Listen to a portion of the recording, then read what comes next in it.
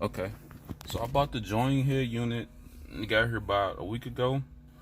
From what I'm seeing, I thought I uninstalled my radio and everything. Like, it's literally just plug and play. Like, I literally just took this harness that's coming from the actual head unit itself, and I just snapped it right into the car. And I also hooked up some subs, some 212s. If you're ever looking to like hook up a amp and 212s to this radio, you have to find this wire right here. This is amp cunt. I'm guessing this stands for continuity, but I just recognize this the REM. I also had to pull out the whole little piece right here to install the heated seat back into the car, because once you put the radio in here, everything moves down, so your climate controller is actually going to be pushed down, and you won't have room to put your heated seats button back in. So I just pulled this up and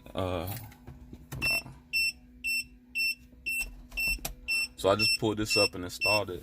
As you see, as I plugged it in, the joint comes right on, and once a day, your secret weapon that will transform your size and width and your sex life guaranteed. Plugs right in, and it just starts right on up. As you can see, there's hardly any boot time. My buttons on my steering wheel, they work perfectly. You see it turn up and turn down. So far I haven't put it all back in, but I can see that it is working. So I'm gonna give y'all a shot of everything after I put everything back together. And if you're wondering what celebrity I look like, everybody says I look just like Mike Tyson. I even had a gap like him. See, look. But hold on, let me put all this back together, because as you can see, I have a mess. But yeah, so far the joining is plug and play. Comes right on as soon as you hook it up. You're gonna need a harness for your climate control, because it's gonna have to go down. You're gonna have to saw off these little edges right here. This right here on the side. I just like got some pliers and broke them off. And I put my heated seats into a custom ashtray that I ordered off of eBay. So, alright. Let me put it all together. And I'll get right back with you guys. Okay, so now I have the joining head unit all hooked up. I got everything in place. I have my custom ashtray I had to put in here. I got it from eBay. It's a climate control relocation ashtray, because once you put the head unit is so big that it moves everything down. So there's no room for your climate control where it was. So I'm at your heated seats where it was. But in the climate control, it's kind of depressed a little bit, but it looks good to me, It's a good little, it looks nice. And so let me give you a run through of the actual head unit itself. When you stick the keys in, there's hardly any boot up time, Comes right on. It's so big. The screen is so big. And let me see. Let me get out of this. It's basically just like your phone. Click the radio. The buttons, steering wheel buttons, they come right on. They just connect and start working. But if you're having trouble with your steering wheel control buttons working with your actual radio, what you would do is you would go to settings. You will go to factory.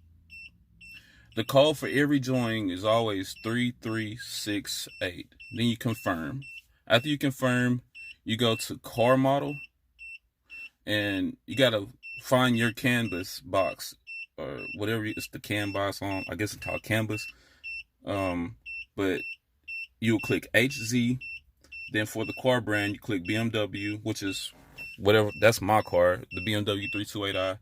Car model, click all, and your CAN box should be HZ.XP. As soon as you click that, man, like, your buttons will start working right away. you know, up and down. Okay. Also, for your subs, if you're gonna hook up the subs, normally you'll run a power wire in the ground to your amp, and you run an REM wire up to the back of the deck, and a RCA and 2 RCA plugs from the amp to the deck. But the amp will not come on. Normally when you do that, when you turn your car on, the radio comes on and your amp comes right on, because it's the radio sending a signal to the amp to turn on. That way your amp is not always on. So what I found, that after I hooked it up, I realized that the amp wasn't coming on. So you have to go to settings again, go to settings, and you go to device, go to sound, and then you actually have to turn the amp on.